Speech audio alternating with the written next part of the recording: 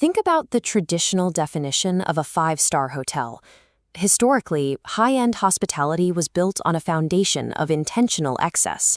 It was about creating an isolated environment where resources felt infinite and abundance was the defining feature of the guest experience. But that model ignores the reality of the world outside those walls. As global temperatures rise and supply chains face environmental pressure, a business model built on ignoring resource scarcity is mathematically and ethically unsustainable.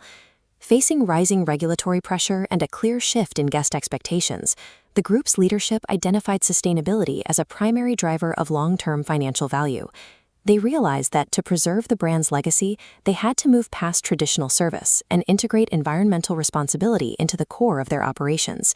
Success in this environment depends on rigid data.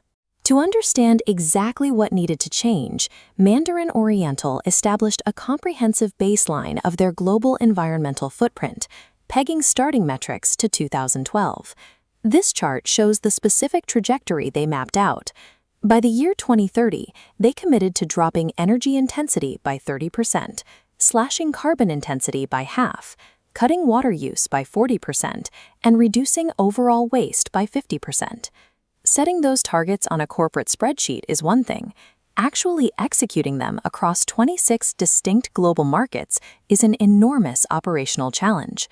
You are trying to reduce consumption across dozens of properties without the guest ever noticing a drop in the service they expect. Carbon offsetting isn't a viable long-term fix for these targets. Reaching them requires stripping the physical buildings down to the studs and re-engineering the entire hospitality system. That physical transformation starts with a framework called the Responsible Hotel Development Guidelines. Chief Technical Services Officer Vincent Marat uses this mandate to guarantee that sustainability protocols, like solar integration and smart HVAC systems, are baked into the blueprints of new and existing buildings. We can already see the results of this structural approach. Through continuous energy audits and capital investments in smarter hardware, the portfolio has successfully reduced its carbon intensity by 30% and its energy intensity by 21%. Look at how this is deployed on site. In Geneva, engineers tapped into the lake itself, utilizing an innovative hydrothermal system that transforms the cold, deep lake water into a direct, high-efficiency renewable energy source for the property. In Munich, the engineering team implemented a cool flow system that regulates the building's interior climate while aggressively treating and conserving the water it uses to do so. These engineering choices transform the hotel from a passive consumer of energy into a tool for active conservation. But a highly efficient building still generates a massive amount of output through its daily operations. While energy is the hardware problem, waste is the software problem, the ultimate metric of inefficiency. To fix it, operations had to be redesigned. So far, the group has reduced its total waste intensity by 37%.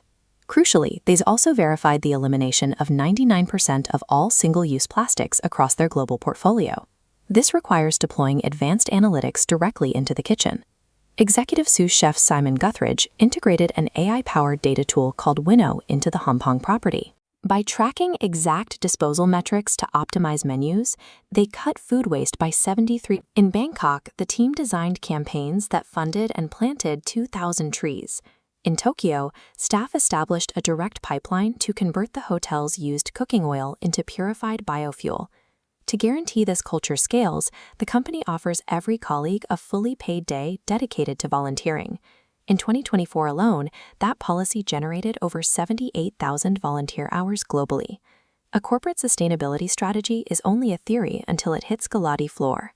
The infrastructure is exactly as resilient as the thousands of colleagues empowered to execute it every day. Even with these wins, the work is far from finished. The next frontier is quantifying Scope 3 emissions. This is the massive volume of greenhouse gases generated not by the hotels directly, but by their entire global supply chain. Mapping this footprint gives the group a complete view of their impact. By isolating exactly where these indirect emissions occur, they can overhaul their procurement strategies and push for deep de-intensification across all their vendors. The data from the last decade provides a clear roadmap. Mandarin Oriental has proven that a large global portfolio can hit aggressive environmental targets while continuing to deliver an elite guest experience. The modern standard of hospitality establishes a new baseline for the planet, moving beyond the simple goal of building an escape from the real world.